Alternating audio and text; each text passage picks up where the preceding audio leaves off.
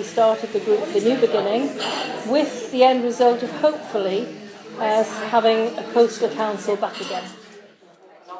In the olden days, Whitley Bay, Culcoats and Tynemouth had its own urban council, I think it was called, if I'm not mistaken. Since the coastal council was removed, and it was all part of North Tyneside Council, the coast basically from Tynemouth up to Whitley Bay has been totally neglected.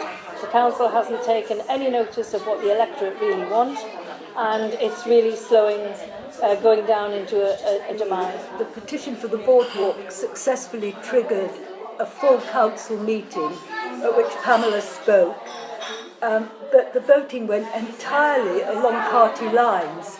We knew the second we walked in that we didn't have a chance. There were rows and rows of ruling party councillors, and I think it was about 15 that didn't belong to the ruling party, and the voting went completely according to party loyalty. And one of the councillors even said, another waste of time petition. We've got to do something to stop them, because they've actually they now wish to bulldoze the central promenade and replace it with a grassy slope. They've already told the lifeguards to move out by the beginning of April. Yeah, and we got over 1,000 signatures in the space of 2 days, and it's just going up all the time. And the comments are quite heart-rendering. Railings are rusting because of a lack of maintenance, and it's just a lack of civic pride where not just 1 year, 2 years, for decades, money hasn't been used to maintain things as they should be maintained. You know, that's where it's all gone wrong. The people who've been making the decisions don't even live at the coast. And there's almost a them and us attitude. They must be rich if they can live at the coast. All the investment appears to go inland. And there's just no civic pride in the coastal area. But you also get letters in The Guardian from people in Wallsend and other areas of North Tyneside saying all the money goes to Whitley Bay. So what North Tyneside has ended up as is this conglomeration of townships, all of who feel hard done by, and as if the money is going elsewhere. So, you know, if they all had their own town councils, it might be quite nice as well, not just the coast.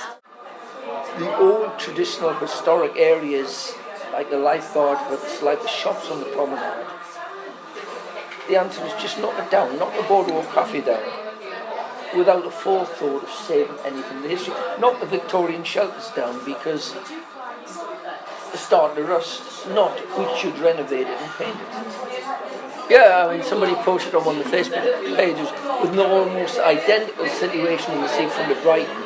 They've turned it into an artist colony, and it's now become a tourist attraction.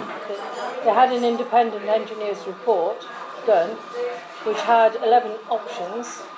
The option that the engineers suggested, and the most cost-effective at the same time, was the one that we would actually fight for, which is the rejuvenation and regeneration and refurbishment of it.